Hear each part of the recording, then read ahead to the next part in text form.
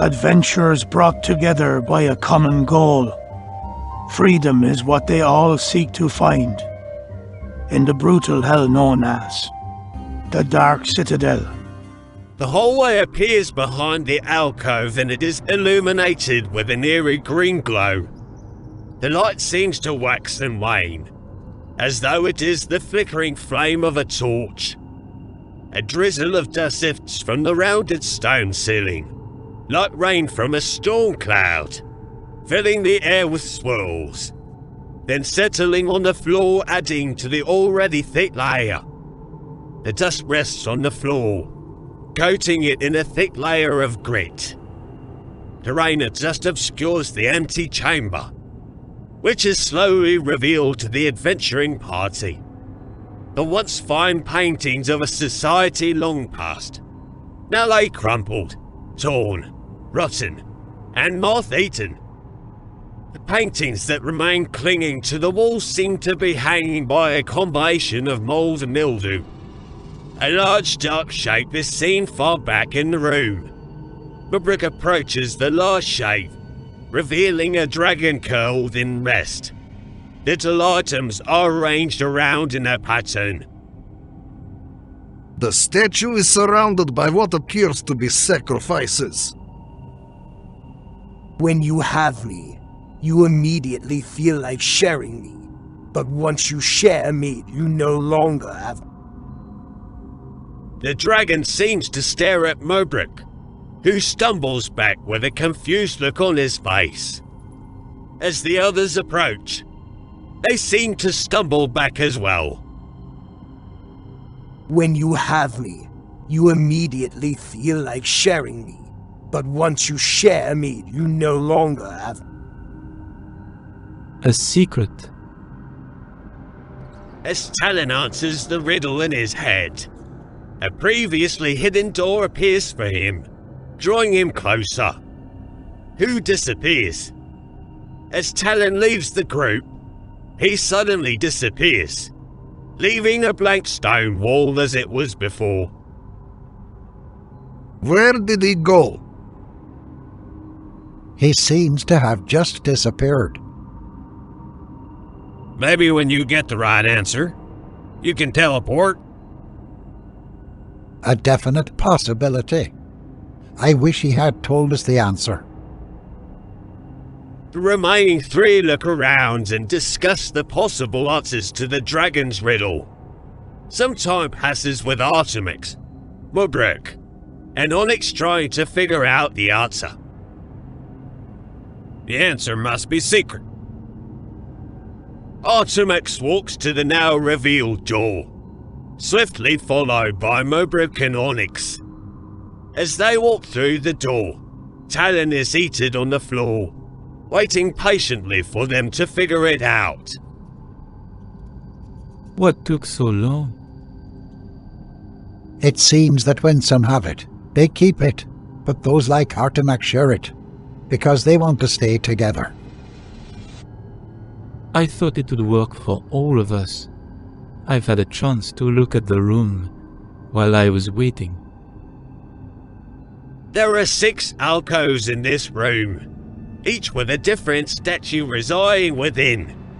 As the party walks around the room, the statues do not move, but seem to glower at anyone that passes by them. A high elf seems to look down on the party, his nose up in the air. A dwarf dressed in complete parade Batalama looks over the assembled group. The red dragonborn seems ready to cast a spell at anyone willing to oppose him. The Luzadin holds his head high and is trunk ready to release his battle cry to rally the troops. The gnome sits at a desk, lost in thought as he ponders a mystery. White dust clings to the floor and mold climbs the wall. The green light flickers from the empty alcove, where a statue of a human lays on the ground, preventing the door from closing completely. I say let's investigate. With nods of agreement, the others follow Mubrick over, looking closely at the fallen statue. Shall we go through? I do believe I am feeling curiosity. I am as well. Curiosity killed the were-cat, but satisfaction brought him back. Mobrek slowly pushes the door open wider. The party hesitantly walk through. As the green light grows brighter, it reveals a narrow and short hallway leading into an empty room. Footprints stick out in the thick layer of dirt on the floor. Look at these footprints. They seem to be small and have claws. They disappear right over there. They follow the prints, then suddenly fall out of sight. Artemis, don't walk forward. Sheesh, that hurts. I've got a spike sticking up in a place it shouldn't be. What about Malbrook and Onyx? They don't appear to be dead. I think they are just unconscious.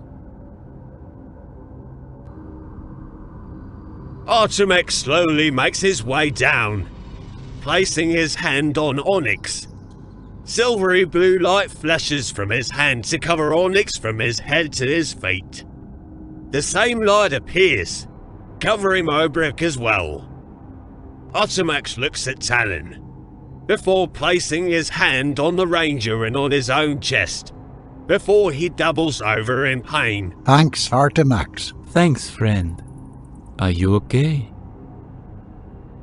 Look here at this tunnel, it is lined with green tile, and that light seems prior. The group crawl on their hands and knees through the tunnel. As the green light grows brighter, the party finds themselves in a large open room. It appears to be safe enough for a rest, and I'm exhausted. I am not feeling my best at the moment. I could definitely use a rest. If we are going to take a rest here, then someone will need to take a watch. Who wants first watch? I do not need sleep. I shall watch. The three that require sleep lay themselves on their bed rolls, grabbing the much-needed sleep. After Onyx looks around, his head moving from side to side as he watches over the group. Several hours pass in this manner and slowly they begin to wake. I noticed nothing dangerous during the watch, but I am curious. Mobrok, is it normal for those sounds to be coming from you? I have no idea what you are talking about. Let us continue our adventure. How about you take the lead, Artemis? Sure, put the squishy magic user at the front. Makes perfect sense. The group continues their crawl and Talon squeezes around Artemis. The room is rather large, and that eerie green light seems to be more of a hindrance than a help. A long and large box is in the middle, but I can't make out more than that. They stand up after crawling out of the tunnel, each of them stretching. Thank you kindly for releasing me from my bindings. Who said that? I did, stupid. Who are you? Where are you? My name is Jot, and I was here to protect the dragon priest, to make sure he did not waken. We didn't release you. Your idiotic presence released me. I believe adventurers get dumber and dumber by the year. Who are you calling an idiot? If the armor fits, wear it. Sheesh, I can't believe I missed your big ears. There you are. A tiny humanoid figure appears flying 10 feet away from Talon. As soon as he appears, he disappears again. Laughter is heard as Jot buzzes away. The tiles on the floor are cracked, dislodged, and even missing in some areas. In the middle of the room is a long, wide, stone sarcophagus. One of the ends of the sarcophagus is carved in a stylized dragon's head with other dragon carvings embossed along its surface. And here you have a fat one too. Is he as dumb as you are? Perhaps he is as fat as you are dumb. You little fool. I will find and send you back to wherever you came from. I came from your mom's bedroom. Why little? And I had to wait in the longest line to get in there. I don't have time for this. Mobrick walks over to the coffin, looking at the closed and locked latches. Reaching out, he grabs one, tugging on it experimentally. They seem to be locked. Gee, I wonder what gave that away. The locks on them, perhaps. Maybe because someone was here to keep him from being awakened. The fact that they were not wide open like your mom. Mobrick, being the strongest among them, proceeds to try and break the locks, doing his best to ignore the voice. He inserts a crowbar, managing to break one lock, but bending the crowbar in the process. Taking a hammer, he is able to break a lock, but the handle of the hammer breaks on impact. He looks at the remaining locks, his chest heaving from the effort. Tell him. Let's see if we can work together to get this lid off. I wouldn't if I were you. But then again, if I were you, I'd wonder who my dad is. If I were you, I'd be stuck in a spider web, like the annoying fly you are. Good one. The only flies that I know of come from your mom's undergarments. Better one. Better one. Mobrick growls in frustration as he and Talon work together to bust the remaining locks. They slowly push the stone lid off, revealing its contents. Inside is a large giant, dressed in decaying green priest robes. The giant's skin is leathery, and he appears to be mostly skin and bone. Not really worth the effort, was it? Not really. As the two of them look down at the giant, his eyes pop open and focus on Mobrick. Grafenarble. A green light shoots out, slamming into Mobrick's chest, causing him to stumble backwards. Men Swimazer. Talon goes flying backwards as the giant stands up in the coffin, the rage evident on his leery face. Warmy Wicks. Artemex and Onyx go flying backwards as well, both of them landing in a crumpled heap. Mobrick comes in swinging his sword. Come on, let's surround him. I would suggest for us to kill him, while he is still weak. If throwing us around like dolls is weak, I don't want him to get strong. An eldritch blast shoots from Onyx's eye, slamming into the dragon priest. Artemex sends 3 magic missiles into the giant, causing him to stumble slightly. Talon comes in swinging his scimitars in a very fluid and practiced motion. He comes in, slicing into the giant with the first swing, but slipping on a loose tile, which causes him to miss his second strike. Azazulpith. Artemex and Onyx are flung against the wall again. Both look at the other and shake their heads. Mobrick swings his sword again, slicing into the priest's arm. Looks like you are losing, in case you were unaware. Blah. Onyx flings another eldritch blast from his eye as Mubrick slices into the arm, and Artemex hits it with an orange fire bolt. The priest growls in frustration, but can't seem to gather enough energy to mount a serious strike. Mubrick drops down to his forearms and knees.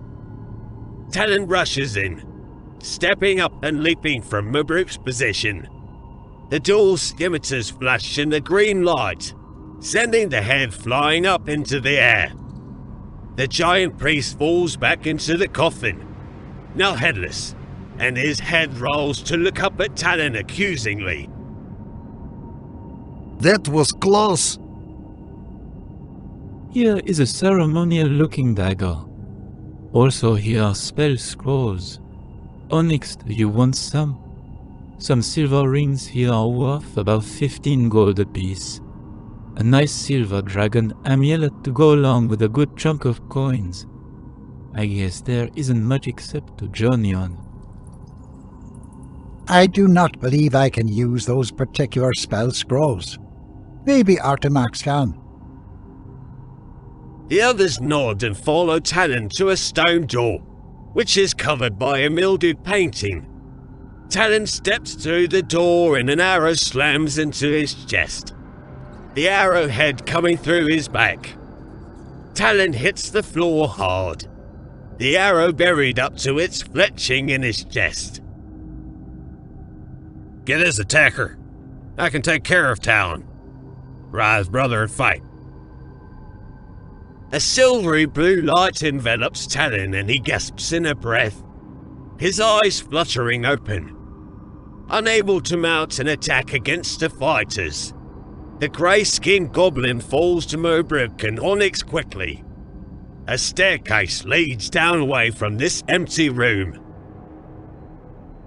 Goblins are everywhere in this place. Remind you of home on the village payday. There does appear to be an infestation. They take the quiet moment to catch their breath and gather some energy for what is lying ahead. Talon looks at the hole in his shirt and the blood stain running down his front. I thought I was dead. Thank you, Artemex. Artemex nods his welcome. The group heads down the stone stairs, coming to a door with the painting of a fish-like dragon in an ocean. A treasure chest sits at the bottom of the ocean painting and the dragon swims back and forth, protecting the chest. The dragon seems to be protecting that chest. Artemex kneels in front of the chest, placing his lockpicks into the lock. After several tense moments, a click is heard and the door swings open. A rusty barrel sits in the northwest corner of the small room, with similar pipes leading down to somewhere below. As Mubrick lifts the lid, ice forms on his skin and then is blasted off as the ice boils away in a puff of steam. Mubrick stumbles back from the surprise attack, his skin seeming to slough. As Mubrick grunts in pain, the two creatures come out, aiming at the party. Mubrick swings his sword, slicing into and killing the ice mephit, but daggers of ice slam into his flesh. Mubrick hits the floor, unconscious and bleeding heavily. I don't have anything left and he isn't breathing. Talon rushes over to Mubrick as Onyx uses Eldritch Blast again.